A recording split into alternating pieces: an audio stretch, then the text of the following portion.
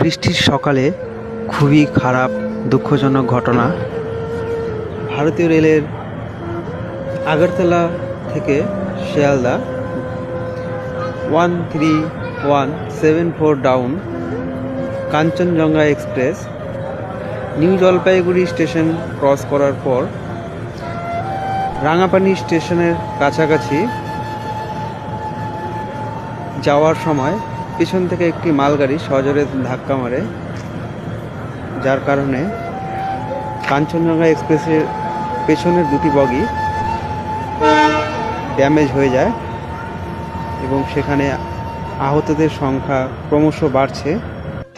New Jalpaiguri station থেকে medical van সেখানে খুব শীঘ্রই রওনা হয়েছে এবং উদ্ধার কাজ চলছে।